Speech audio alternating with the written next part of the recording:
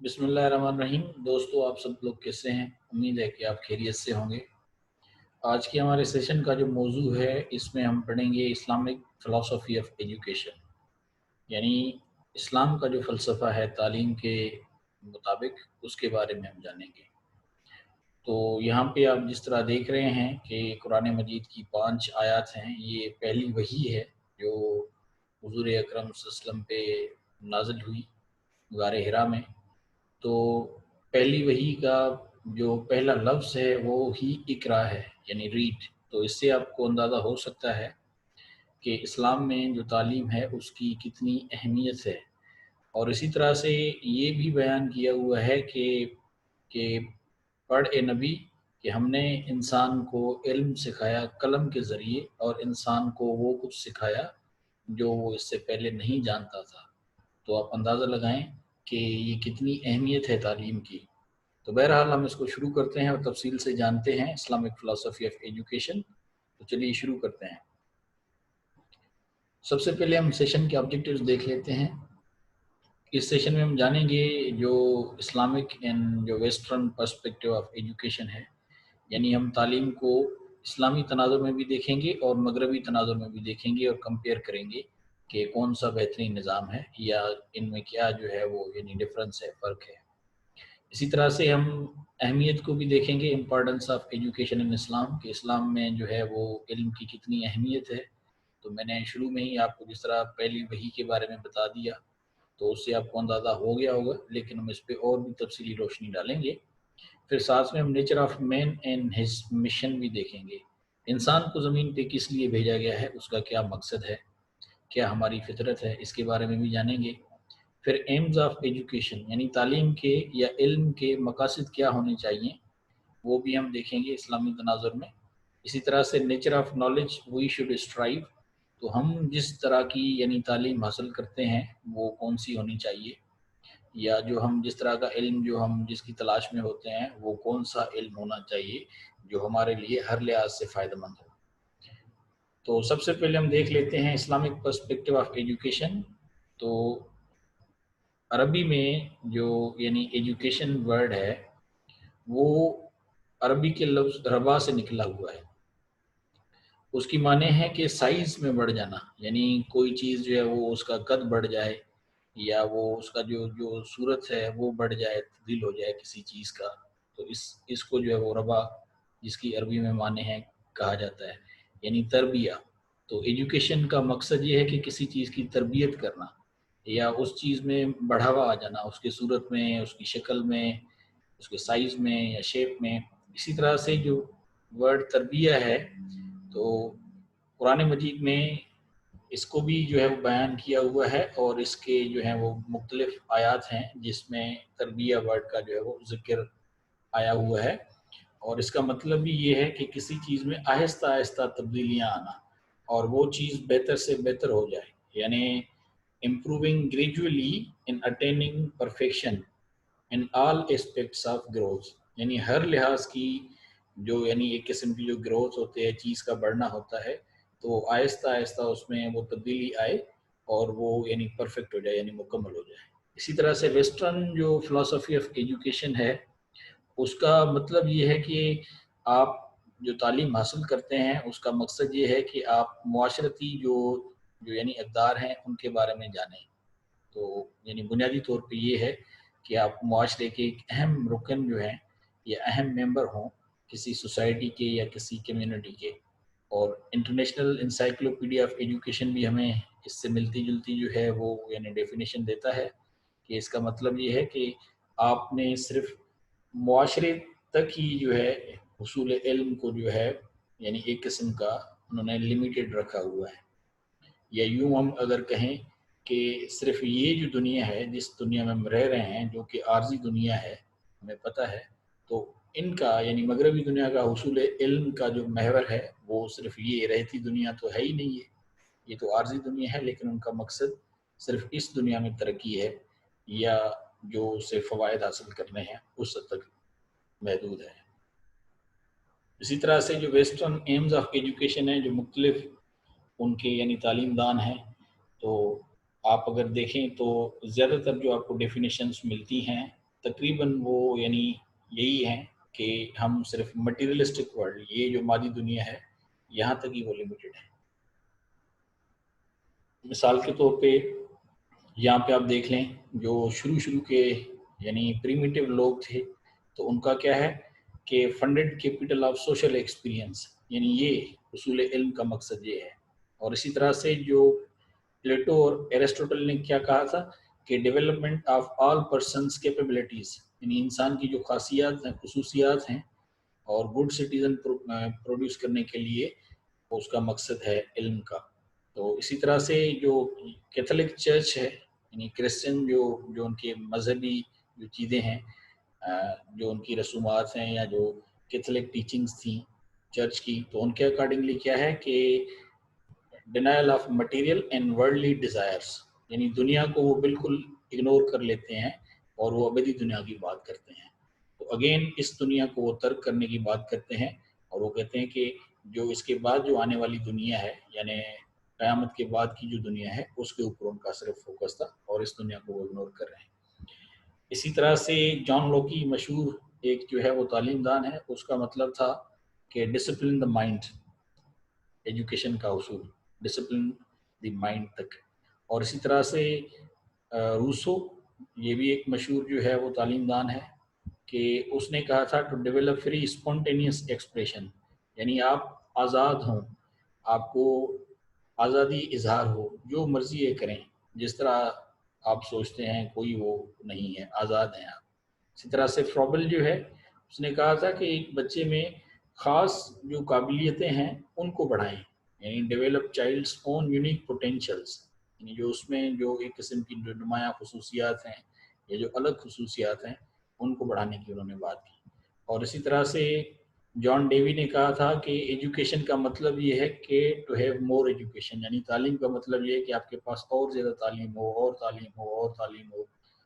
और इसी तरह से जो एडलर है, उसने कहा था कि to practice the moral and intellectual virtues, यानी हुसूल इल्म का मकसद ये है कि आप मोरल वैल्यूज़ और इंटेलेक्चुअल जो वर्च्यूज़ हैं उनके ऊपर आपका ध्यान हो, फोकस हो। हुसूल इल्म का मकसद ये है। और इसी तरह से थॉर्नडाइक ने कहा था to help in the projection of human desires, यानी जो ह्यूमन डिज़ायर्स होती हैं, ख्वाहिशात होती हैं, उनके तकमील के लिए हमें मदद दे, तो ये मकसद हो उसूल इल्म का। तो ये मुख्तलिफ जो हैं वो वेस्टर्न फ़िलासफ़र्स हैं, इसमें आपको जो है वो ज़्यादातर ये है कि वो इस दुनिया के साथ जो है वो रिलेटेड हैं। और इसी तरह से जो कैथलिज़म है, उसमें हम देखते हैं कि वो इस दुनिया को तर्क करने की बात करता है। तो हम देख लेते हैं कि इस्लाम हमें क्या कहता है। तो सबसे पहले हम देख लेते हैं नेचर ऑफ मैन। तो जो इस्लामी फ़लसफ़ा है, तो इस्लाम जो है वो बेसिकली दो चीज़ों का मजमूआ है, या दो चीज़ों का मुरक्कब है, या वो दो चीज़ों से बनता है। एक है बॉडी, यानी जिसे हम जिस्म कहते हैं, और दूसरा है सोल, जिसे हम रूह कहते हैं।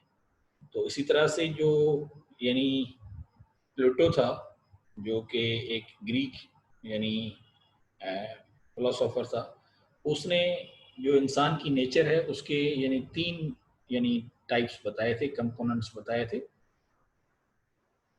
या हिस्से। तो एक जो है वो एपेटाइट, जिसे हम नफ्स कहते हैं, या पेट, जो हम खाना खाते हैं, तो वो हमारी एक एक नफसानी ख्वाहिशात होती हैं, जिसमें हिर्स भी आ जाता है, लालच भी आ जाती है, सब चीज़ें आ जाती हैं। इसी तरह से स्पिरिट, यानी वो सोल से मिलता जुलता है, रूह की बात है। और रीज़न, तो रीज़न जो है ये यानी ब्रेन से है। सो ये इसने तीन कंपोनेंट्स जो है वो बताए थे। सो इसी तरह से मॉडर्न टाइम्स में जो होप्स है, उन्होंने बयान किया था कि इंसान बीइंग जो है वो ऐसा एक मादा है जो हर टाइम हर वक्त यानी हरकत में रहता है। जिस तरह मशीन्स काम करती हैं, तो इंसान भी मशीनों की तरह ही है।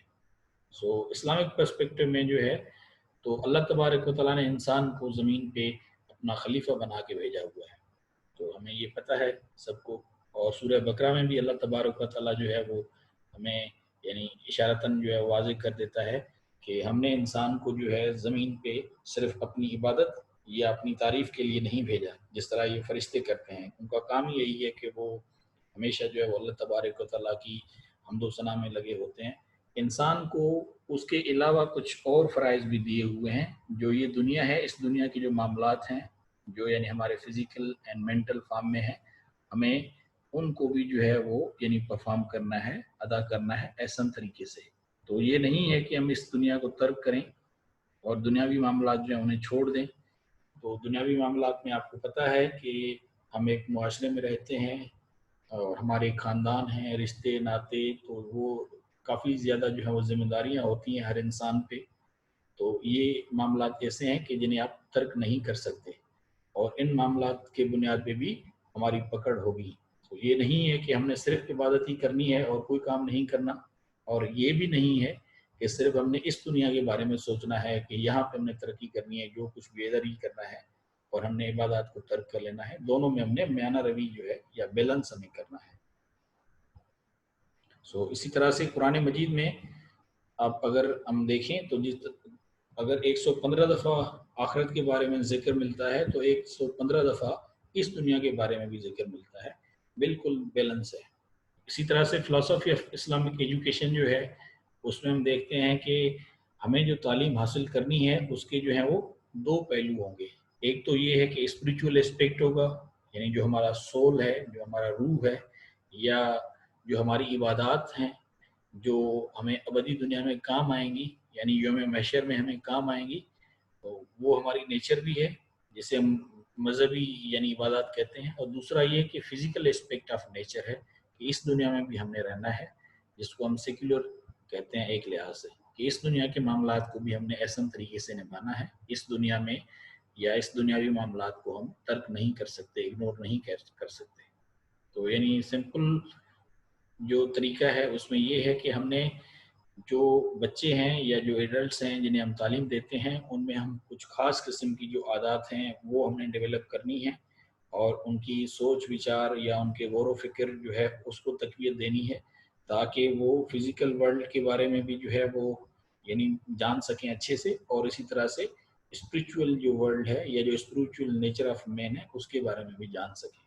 تو اسلام میں جو ایجوکیشن کا مقصد ہے وہ یہ ہے کہ آپ نے اس طرح سے تعلیم حاصل کرنی ہے تاکہ آپ میں عقل آ جائے، شعور آ جائے، آپ میں ایک غور فکر یا سوچ وچار کرنے کی قوت جو ہے وہ یعنی ایک ڈیولپ ہو جائے. تو آپ ہر چیز کے بارے میں غور و فکر کریں، حتیٰ کہ قرآن مجید میں اللہ تبارک و تعالیٰ کہتا ہے کہ آپ جو ہے وہ یعنی جب ہم لا الہ الا اللہ کہتے ہیں تو اللہ کتنا قادر ہے، کتنا عظیم ہے، وہ ہمیں اس کی سوچ اور سمجھ ہونی چاہیے. یہ نہیں ہے کہ ہمیں پتہ ہی نہ ہو بس ہم نے ایسے ہی کہہ دیا ہے. تو یہ چیز اللہ کو سخت ناپسند ہے، اور اسی لیے اسلام میں جو ہے وہ جہالت کو ایک لعنت قرار دیا گیا ہے، اور جہالت کو ہی غربت کہا گیا ہے. غربت ہم سمجھتے ہیں کہ پیسے کا نہ ہونا غربت ہے، لیکن اصل میں غربت علم کے نہ ہونے کو کہا گیا ہے، اور اسی طرح سے جہالت کو سب سے بڑی لعنت قرار دیا ہوا ہے اسلام میں. اسی طرح سے کچھ اور یعنی قرآنی آیات ہیں جنہیں ہم جب پڑھتے ہیں تو پھر ہمیں مختلف قسم کی جو ہے وہ چیزیں ان کے بارے میں پتہ چلتا ہے کہ حصول علم کے لیے اللہ تبارک و تعالیٰ ہمیں کیا کہتے ہیں. مثال کے طور پہ کہا گیا ہے کہ ٹریول تھرو دی ارتھ، کہ پوری زمین میں جائیں، گھوم پھر کے آ جائیں، دیکھ لیں کہ اللہ تبارک و تعالیٰ نے کیسے چیزیں اس زمین میں بنائی ہیں. یعنی ہاؤ ہی مینس اللہ سبحانہ و تعالیٰ آرگنائز دا کریشن. اور اسی طرح سے کہا گیا ہے کہ آپ زمین میں جائیں، آپ چیزوں کو دیکھیں، اور آپ کے جو یعنی دل ہیں ان میں ایک قسم کا جو ہے وہ یعنی عقل آ جائے گا. اور دل بھی یعنی دماغ کی طرح، جس طرح دماغ سوچتا ہے تو یعنی دل بھی یہ ہے کہ متاثر ہوتی ہے. تو اللہ تبارک و تعالیٰ نے کہا کہ ہم نے آپ کو آنکھیں دی ہیں تاکہ آپ سنیں اور دیکھیں، اور کان دیے ہیں تاکہ آپ سنیں، اور زمین کو جو ہے وہ دیکھ لیں، گھوم پھر لیں، تاکہ آپ کو اندازہ ہو کہ یہ کتنی وسیع ہے، اور اللہ تبارک و تعالیٰ نے اس کو کس مہارت سے جو ہے وہ تخلیق کیا ہوا ہے، اور اس میں انسانوں کے لیے کیا کچھ نہیں جو ہے وہ رکھا ہوا. اسی طرح سے اللہ تبارک و تعالیٰ کہتا ہے کہ کیا تم غور نہیں کرتے، یعنی انسانوں کو اشارہ ہے کہ اللہ تبارک و تعالیٰ کس طرح بیج کو اگوتا ہے زمین میں، بنجر زمین میں، اور اسے آباد کرتا ہے یا اسے زندگی بخشتا ہے پانی کے ذریعے. اور اسی طرح سے پھر جو بگ بینگ تھیوری جس طرح ہم پڑھتے ہیں تو یہ بھی قرآن مجید میں ہے کہ اللہ تبارک و تعالیٰ فرماتے ہیں کہ ہم نے آسمانوں اور زمین کو جوڑا ہوا تھا، پھر وہاں پہ ایک دھماکہ ہوا، اور اس کے بعد ہم نے ان کو الگ الگ کر دیا. اور اسی طرح سے پھر اللہ تبارک و تعالیٰ ہمیں چاند اور سورج کے بارے میں جو ہے وہ یعنی فرماتے ہیں کہ دیکھ لیں کہ ہم نے کس طرح چاند اور سورج جو ہے انہیں آسمان میں جو ہے وہ مقرر کیا ہوا ہے تاکہ وہ دن اور رات کا جو ہے وہ حساب کریں، اور اسی طرح سے وہ اپنی حد میں جو ہے وہ گردش کرتے ہیں، اور کوئی بھی حد سے یعنی جو ہے وہ نہیں جو ہے وہ آگے بڑھتا، اپنی حد میں رہتا ہے۔ اسی طرح سے اسلامک فلسفی میں اس طرح سے میٹا فزیکل بلیفس ہیں، یا جسے ہم آنٹولوجی کہتے ہیں ایجوکیشن کی زبان میں، یعنی الٹیمیٹ ریئلٹی جو ہے وہ کیا ہے، اللہ تبارک و تعالیٰ اور اس کے جو صفاتی نام ہیں، اور اس میں ہم دیکھتے ہیں تو ہمیں معلوم ہوتا ہے کہ اللہ تبارک و تعالیٰ رحیم ہیں، کریم ہیں، غفور ہیں، قادر ہیں، ہر چیز کے بنانے والا ہے، زندگی دینے والا وہ ہے، موت دینے والا وہ ہے، تو یعنی ہر چیز وہ ہمیشہ باقی رہنے والا ہے۔ یہ وہ ساری چیزیں ہیں، اور ہمیں پتہ ہے کہ ہمیں معلوم ہوتا ہے کہ اللہ تبارک و تعالیٰ جو ہیں وہ یعنی وہی اول ہیں، وہی آخر ہیں، اسے ہم دیکھ نہیں سکتے۔ یعنی وہ کیا اس کا ایک محور ہوگا، اس یعنی قادر کا، تخلیق کرنے والے کا، یہ انسانی عقل سے ایک بالا تر ہے۔ تو یعنی یہ ہے کہ جو ہمیں سینسز ملے ہوئے ہیں، یعنی جو ہمارے حواس خاصہ ہیں، تو ان کی بنیاد پہ ہم یہ نہیں پرکھ سکتے یا نہیں جان سکتے کہ اللہ کیسا ہوگا، کیا ہے، کیونکہ ہمیں جو علم عطا کیا ہوا ہے وہ ایک محدود ہے۔ اسی طرح سے یہ جس کو ہم کہتے ہیں ایمان، تو یہ وہ ایمان ہے کہ ہم یہ ایمان جو ہے وہ بھی ہم ڈیولپ کرتے ہیں جب ہم اس پوری کائنات کو دیکھتے ہیں، اس کے اوپر جب غور و فکر کرتے ہیں، تو پھر ہم اس چیز کو، ہمارا یعنی دماغ اور ہمارے دل جو ہے اس چیز کو مان لیتی ہے کہ واقعی وہ جو قادر ہے وہ کتنا عظیم ہے، کتنا کریم ہے، اور ہر چیز جو ہے وہ بالکل اس کے تابع ہے، اور وہ یعنی ایک ایسی عظیم ہستی ہے جو ہمارے علم سے بہت زیادہ وسیع ہے۔ ہم اس کے بارے میں کوئی حتمی رائے قائم نہیں کر سکتے کہ وہ جو قادر ہے، اللہ تبارک و تعالیٰ کی ذات ہے، وہ کیسی ہے، کوئی بھی اس کے لحاظ سے ہمیں امیجنیشن نہیں آ سکتا۔ تو ساری خوبصورتیاں اور ساری طاقت اسی کے لیے ہے، وہ سب سے رحیم ہے، کریم ہے۔ جس طرح کہا جاتا ہے کہ اللہ تبارک و تعالیٰ ہر انسان سے ماں سے بھی 70 گنا زیادہ پیار کرتا ہے، تو واقعی ایسا ہے، ظاہر سی بات ہے، ہم اسی کی مخلوق ہیں، تو اللہ تبارک و تعالیٰ نے ہی ہمیں تخلیق کیا ہے، ظاہر سی بات ہے وہ ہمیں اتنا پیار بھی ضرور کرتے ہیں۔ اس کے بعد پھر ورلڈ اینڈ یونیورس، تو سائنس کے لحاظ سے بھی اگر ہم دیکھیں تو ہمیں کافی زیادہ چیزیں جو ہیں ان کے بارے میں معلوم ہوتا ہے۔ بگ بینگ تھیوری کے بارے میں بھی جو ہے وہ ہمیں یعنی قرآن مجید میں کئی زیادہ ایکسپلینیشنز ملتی ہیں۔ مثال کے طور پہ قرآن مجید میں اللہ تبارک و تعالیٰ فرماتے ہیں کہ ہم نے ساتوں زمین اور ساتوں آسمان کو 6 دن اور 6 رات جو ہیں ان میں تخلیق کیا، بنایا۔ اب وہ دن اور رات آج والے دن رات تو نہیں ہیں جو یہ دورانیہ ہے، لیکن یہ کتنی بڑی وسیع ہے یونیورس کہ انسان نے جتنی ترقی کر لی ہے اس کے باوجود بھی ہمیں کوئی زیادہ اس کے بارے میں جانکاری یا علم نہیں ہے۔ ہم تو جس گلیکسی میں رہتے ہیں، جسے ملکی وے گلیکسی کہتے ہیں، ملکی وے گلیکسی میں سولر سسٹم ہے، ہم اس کے بارے میں نہیں جان سکے۔ ہم سولر سسٹم میں جو پلینٹس ہیں ان پہ بھی ابھی تک نہیں جا چکے، تو ہمیں ان کے بارے میں بھی کوئی اتنا زیادہ علم نہیں ہے۔ تو یہ یونیورس کتنی وسیع ہے، جس میں اربھا خربھا یہ اسٹارز ہیں اور پلینٹس ہیں، تو اس سے آپ اندازہ لگا سکتے ہیں کہ جو ذات ہے جنہوں نے تخلیق کیا ہے وہ کتنی وسیع ہے۔ پھر ہم زمین کو دیکھ لیں تو اللہ تبارک و تعالیٰ کہتے ہیں کہ اس میں پہاڑ ہیں، اس میں پانی ہے، اور اس میں میوے ہیں، اس میں اناج ہیں، پھل ہیں، ہر چیز کے جوڑے جوڑے ہیں۔ تو اللہ تبارک و تعالیٰ نے جو ہمیں نعمتیں دی ہیں ان کے بارے میں پھر ہمیں ریکال کیا ہوا ہے، ہمیں یاد دہانی کرائی گئی ہے۔ اور اس میں دیکھیں کہ ایک میدان ہے کارپیٹس کی طرح، یعنی زمین کو بچھایا ہوا ہے کہ جس میں ہم یہ میوے، اناج، پھل، سبزیاں وغیرہ اگا لیتے ہیں۔ اور اسی طرح سے یہ بھی یعنی ہمیں معلوم ہوتا ہے کہ اللہ تبارک و تعالیٰ ہی ہے جو یعنی قادر قدرت ہے، وہ زندگی دینے والا ہے، وہی موت دینے والا ہے، وہی مدد کرنے والا ہے، وہی راہ ہدایت پہ لانے والا ہے۔ وہی ہمارے دکھ درد جو ہے وہ دور کرنے والا ہے، تکلیفیں دور کرنے والا ہے. ساری مخلوقات جو ہیں وہ اس کے تابع ہیں. وہ بہت زیادہ کریم ہے، غفور ہے، رحیم ہے اور معاف فرمانے والا ہے، درگزر کرنے والا ہے. اس کے بعد پھر اللہ تبارک و تعالیٰ کا جو یعنی انسان سے تعلق ہے کہ جو جسے ہم سول کہتے ہیں، روح کہتے ہیں، تو یہ جب آدم علیہ السلام کا جو ہے وہ یعنی بت بنایا گیا تھا مٹی سے، مجسمہ جو بنایا گیا، تو پھر اس کو چھوڑ دیا گیا. کتابوں میں آتا ہے کہ 40 سال تک آدم علیہ السلام کا جو یعنی جو مجسمہ بنا ہوا تھا مٹی کا ویسے ہی تھا. پھر اللہ تبارک و تعالیٰ نے اس میں اپنی روح پھونکی اور یہی سول ہے. اور پھر جیسے ہی وہ روح جو ہے وہ آدم علیہ السلام میں یعنی سر کی طرف سے پھونکی گئی، تو جب وہ آدم علیہ السلام کے سینے تک پہنچی تو آدم علیہ السلام نے جو ہے وہ فوراً جو ہے وہ اٹھنے کی یا کھڑے ہونے کی کوشش کی. تو اللہ تبارک و تعالیٰ نے کہا کہ انسان بڑا جلد باز ہے جو کہ ہیں. تو بہرحال یہ ایک نعتہ ہے کہ اللہ تبارک و تعالیٰ نے انسان میں اپنی روح جو ہے وہ پھونکی ہے. اور اسی لیے کہا جاتا ہے کہ جو سانس کی جو نلی ہے تو اللہ تبارک و تعالیٰ اس سے بھی زیادہ قریب ہے، جسے ہم کہتے ہیں جیگولر وین. ہمارے دلوں کے راز اللہ تبارک و تعالیٰ جانتا ہے، انہیں ہر چیز کا علم ہے.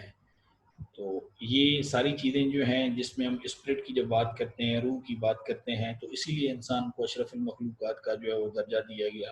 اسی طرح سے آپ اگر دیکھ لیں کہ لقد خلقنا الانسان فی احسن تقویم، کہ یہ کتنے بڑے یعنی بہترین الفاظ ہیں. احسن تقویم یعنی سپرلیٹو فارم ہے کہ انسان کو ہم نے بڑے پیار سے تخلیق کیا.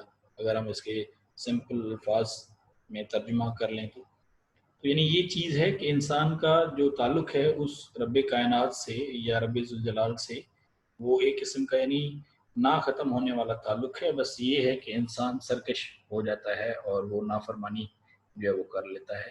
ہم اس دنیا کو ایسے سمجھتے ہیں کہ یہ ہمیشہ رہنے والی ہے، نہ ہمیں موت آئے گی اور نہ ہمیں حساب کتاب دینا ہوگا. یہ ہم بھول بیٹھتے ہیں، تو جس کی وجہ سے پھر ہم برائی کی طرف چل جاتے ہیں، مائل ہوتے ہیں، اور وہ جو ایول پاس ہے پھر اس کی طرف ہم روانہ ہوتے ہیں.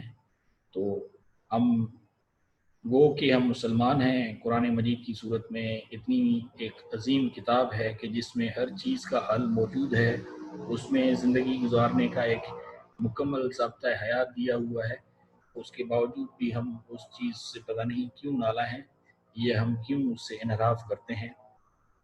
تو اس کے علاوہ ایپسٹمولوجی یعنی کانسیپٹ آف نالج ان اسلام، تو اسلام میں جو یعنی کانسیپٹ ہے علم کا وہ 3 ہیں.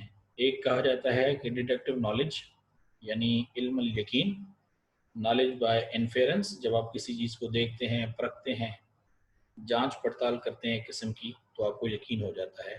اس طرح ہم کسی چیز کو دیکھ لیتے ہیں تو ہم یقین کر لیتے ہیں. اسی طرح سے آبزرویٹری نالج ہے یعنی پرسیپشن، ہم پرسیو کرتے ہیں یعنی ہم امیجن کرتے ہیں، سوچ وچار سے آئیڈیا جو ہے ایک قسم کا یعنی گیسنگ ہوتا ہے، اس سے ہم کہتے ہیں عین الیقین. اور اسی طرح سے پھر امپیریکل نالج ہے، یہ ہے کہ ہم یعنی کوئی اپنے یعنی ذاتی تجربات ہوتے ہیں یا انٹیوشن جو ہوتی ہے کہ حق الیقین، ہم مشاہدوں کی بنیاد پہ، تجربے کی بنیاد پہ جو ہے وہ حتمی رائے قائم کر لیتے ہیں. سو یہ 3 جو ہیں وہ بیسیکلی کانسیپٹ ہیں نالج کے. اس میں جو یعنی ڈیڈکٹیو ہے یعنی پہلے نمبر کا یہ لویسٹ لیول آف نالج ہے. اسی طرح سے جو سیکنڈ والا ہے وہ دوسرے نمبر پہ، اور جو امپیریکل نالج ہے یہ ہائیسٹ فارم آف نالج ہے. تو اسلامک فلسفی میں جو علم ہے، حصول علم جو ہے وہ ہر مسلمان مرد اور عورت پہ لازم ہے. اور اسی لیے آپ نے عموماً حدیث بھی سنی ہوگی کہ طلب العلم فریضۃ علی کل مسلم، یعنی حصول علم ہر مسلمان مرد اور عورت پہ فرض کیا ہوا ہے اللہ تبارک و تعالیٰ کی طرف سے. اسی طرح سے جب اللہ تبارک و تعالیٰ نے فرشتوں کو کہا کہ آپ آدم کو سجدہ کریں، تو فرشتوں نے کہا کہ ہم کیوں سجدہ کریں. تو پھر انہیں بتایا گیا کہ آدم کو اللہ تبارک و تعالیٰ نے جو ہے وہ فوقیت دی ہے ان پہ. اور پھر وہ ایک تھا کہ جو جنت میں مختلف قسم کے پھول لگے ہوئے تھے، تو ان کے بارے میں فرشتوں کو علم نہیں تھا، لیکن اللہ تبارک و تعالیٰ نے جب آدم علیہ السلام سے ان کے نام پوچھے تو آدم علیہ السلام نے فوراً بتا دیے. اسی طرح سے یہ ہے. اور ہم یہ مانتے ہیں کہ اسلام جو ہے وہ ایک ایسا دین ہے کہ جو علم کا دین ہے. یعنی اسلام جو ہے از اے ریلیجن آف نالج اور ایجوکیشن. ہر چیز عقل اور شعور کے بنیاد پہ جو ہے وہ یعنی انسان کو سمجھائی گئی ہے، بتائی گئی ہے، اسی لیے انسان کو شرف دیا گیا.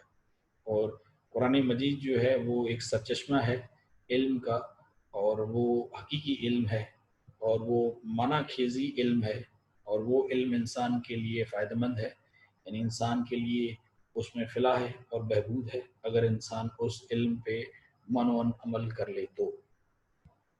اس کے علاوہ ویلیوز ہیں. سو ہمیں اسلامی ویلیوز میں بھی کچھ چیزیں ہیں، کچھ ویلیوز ایسے ہیں جو یونیورسل ہیں، پرماننٹ ہیں، یعنی اسپریچول ویلیوز ہیں، اور اسی طرح سے کچھ اس دنیا کے ہیں یعنی مٹیریلسٹک ویلیوز ہیں. تو جس طرح سے زندگی ہے تو ہمیں کیا ہے کہ زندگی اللہ کی امانت ہے، اور زندگی جو ہے یہ جس طرح ہم کہتے ہیں کہ موت کی امانت ہے، تو جس طرح ہم پیدا ہوئے ہیں اسی طرح سے ہمیں موت بھی آئے گی، ہم اللہ کی طرف لوٹ جائیں گے اور پھر ہمیں دوبارہ زندہ کیا جائے گا.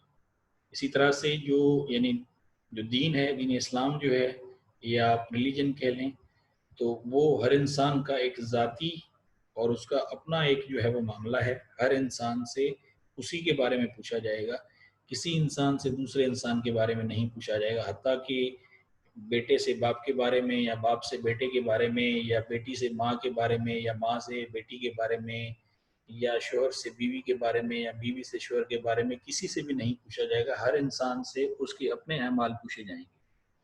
تو یہ انسان کا جو ہے وہ ذاتی فعل ہے، لیکن یہ ہے کہ انسان کو تعلیم لازمی طور پہ دینی ہے، اسے وہ عقل، شعور اور سمجھ لازمی دینی ہے، وہ ہمارے اوپر فرض ہے. یا جو ہمارے اور فرائض ہیں جس طرح سے حقوق اللہ اور حقوق العباد ہیں، تو حقوق العباد میں والدین کے جو ہیں وہ فرائض بھی آ جاتے ہیں، پھر اولاد کے فرائض بھی آ جاتے ہیں، پڑوسیوں کے، رشتہ دار کے، اسی طرح سے دوست احباب، معاشرتی جو بھی ہے، تو ان کو بھی ہم نے احسن طریقے سے جو ہے وہ یعنی نبھانا ہے. اسی طرح سے ایٹرنیٹی، ہمیشہ رہنے والی ذات جو ہے وہ اللہ تبارک و تعالیٰ کی ذات ہے، اس نے ہی انسان کو جو ہے وہ تخلیق کیا ہے.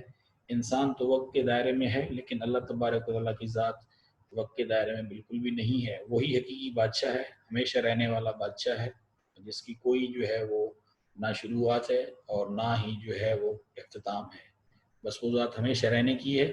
تو یہ یعنی کانسیپٹس ہیں جو اسلامک ویلیوز ہیں بیسک. اس کے علاوہ کریکلم جو ہے، تو ہمیں جو اسلامی تعلیمات کے اکارڈنگلی یا اسلامک فلاسفی آف ایجوکیشن کے حساب سے ہمیں جو کریکلم ڈیولپ کرنا ہے وہ یہ ہے کہ اس میں جو ہماری روحانی جو ضروریات ہیں وہ بھی پوری ہوں، یعنی فلفلمنٹ آف اسپریچول نیڈس، اور اس کے علاوہ جو باڈیلی نیڈس ہیں یعنی دنیاوی معاملات میں سیٹسفیکشن جو ہے یا جو بینیفٹ ہے وہ بھی ہو. اسی طرح سے اگر ہم اس کے فردر اگر اس کے سیگمنٹ کریں تو اسلامک تعلیمات کے مطابق جو کریکلم ڈیولپ کرنا چاہیے اس میں یہ ہے کہ ہمیں تربیت بھی کرنی چاہیے، یعنی انڈیویجول ڈیولپمنٹ ہر بچے کی یا ہر اسٹوڈنٹ کی آپ کہہ لیں. تو اس طرح سے تعدیب ہو، یعنی سوشل اینڈ مورل ڈیولپمنٹ، کہ معاشرتی جو ہیں وہ اخلاق جو ہے ان کے اوپر جو ہے بھی فوکس ہونا چاہیے. اور پھر تعلیم کے امپارٹ ایجوکیشن. تو یعنی یہ تین جو ہیں بڑے اہم سیگمنٹس ہیں کہ جن کے اوپر ہمیں کریکلم ڈیولپ کرنا چاہیے based on Islamic philosophy of education. تو یہ تھا ہمارا آج کا سیشن جو کہ اسلامک فلاسفی آف ایجوکیشن کے بارے میں تھا. تو جو اسلامی فلسفہ ہے وہ مختصراً ہمیں یہ کہتا ہے کہ ہمیں دین اور دنیا دونوں کے معاملات کو بیلنس کرنا ہے، میانہ روی اختیار کرنی ہے. یہ نہیں ہے کہ ہم اس دنیا کی چمک دمک دیکھ کے تو آخرت کو ہم بھول بیٹھیں، یا ہم مغرب سے اتنے متاثر ہوں کہ ہم یہ سمجھیں کہ مغرب جو تعلیمی نظام ہے وہ بہترین ہے اور ہمارا جو تعلیمی نظام ہے یعنی جو اسلامی تعلیمی نظام ہے وہ کسی کام کا نہیں ہے. میں نے آپ کو یہاں پہ ثابت کر کے دکھایا کہ جو مغربی نظام تعلیم ہے وہ صرف اس دنیا کی حد تک ہے، اس سے آخرت بالکل بھی نہیں سنورنے والی، اور اس میں کئی کوتاہیاں ہیں. ہمارے پاس ایک مکمل ضابطہ حیات ہے، صرف بات یہ ہے کہ ہم اس کو بھول بیٹھے ہیں. تو اگر ہم کوشش کریں تو ہم اس طرح کا نظام تعلیم ڈیولپ کر سکتے ہیں اسلامی تعلیمات کی بنیاد پہ، جس سے ہم اس دنیا میں بھی فلاح و بہبود اور کامیابی اور کامرانی حاصل کر سکتے ہیں، اور ہماری آخرت بھی سنور سکتی ہے. بہرحال یہاں پہ ہمارا سیشن ختم ہو رہا ہے. اگلے سیشن تک کے لیے آپ سے اجازت. بس جاتے جاتے آپ سے ایک چھوٹی سی ریکویسٹ کہ پلیز اگر آپ نے ہمارے چینل کو سبسکرائب نہیں کیا ابھی تک تو اس کو ضرور سبسکرائب کر لیں، بیل آئیکن کو پریس کر لیں، اور ساتھ میں کمنٹس سے بھی ہمیں آپ ضرور آگاہ کریں، اس کو لائک بھی کریں اور اپنے دوستوں کے ساتھ شیئر بھی کریں. تو اگلے سیشن تک کے لیے آپ سے اجازت.